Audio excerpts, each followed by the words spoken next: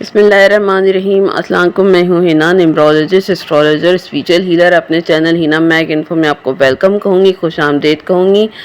آج جو ویڈیو لے کر آئی ہوں وہ چاند گرہن کے حوالے سے ہے، جو کہ 28 اکتوبر 2023 کو لگنے والا ہے، اور اس کی ٹائمنگ، اس کی شروعات جو ہے وہ رات 11:01 سے شروع ہو جائے گا، اور اس کا اختتام جو ہے وہ 29 اکتوبر، یعنی رات تو وہی ہوگی لیکن دن جو ہے وہ تاریخ جو ہے وہ چینج ہو جائے گی۔ رات 28 اکتوبر کی رات 3:36 پر اس کا اختتام ہوگا، اور زمین کیونکہ سورج اور چاند کے درمیان آتی ہے تو چاند گرہن ہوتا ہے، تو اس کے امپیکٹ جو ہیں تمام دنیا کے افراد پر ہوتے ہیں۔ یہ کہنا کہ کسی پر جہاں نظر نہیں آ رہا وہاں اس کا اثر نہیں ہوتا، اس کے امپیکٹ جو ہیں تمام پلینٹ پر اور تمام بروج پر ہوتے ہیں۔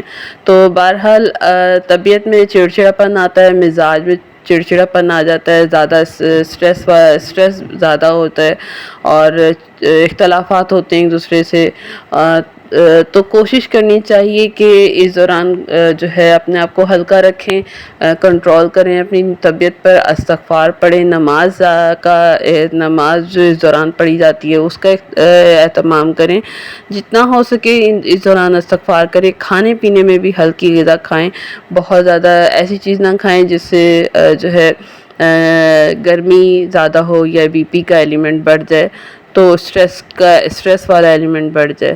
اور جو حاملہ ہیں، جو پریگننسی ہے، جن کو جو کنسیو کر چکی ہیں اور جو کنسیو کی آخری سٹیج پر ہیں یا مڈ سٹیج پر ہیں، تو ان کے لیے بھی یہ ہے کہ استغفار پڑھیں اور بالکل ایک پوزیشن میں رہیں اس دوران، اور زیادہ سٹریس نہ لیں، جتنا ہو سکے استغفار کی تسبیح پڑھیں، اور وظائف جو میں آپ کو بتاؤں گی وہ بھی آپ کرتے رہیے گا جتنا ہو سکے۔ اس کے علاوہ صدقہ بھی میں جو ہے ویڈیو میں ڈالنے کی کوشش کروں گی، تو وہ نوٹ کر کے کریے گا، اس دوران صدقہ بھی دینا ہے، لیکن جتنا ہو سکے استغفار کریں، خدا سے اپنے گناہوں کی بخشش مانگیں، کیونکہ خدا گرہن جو ہے وہ ایک خدا کی ناراضگی کا ایک ایلیمنٹ ہوتا ہے، علامت ہوتی ہے۔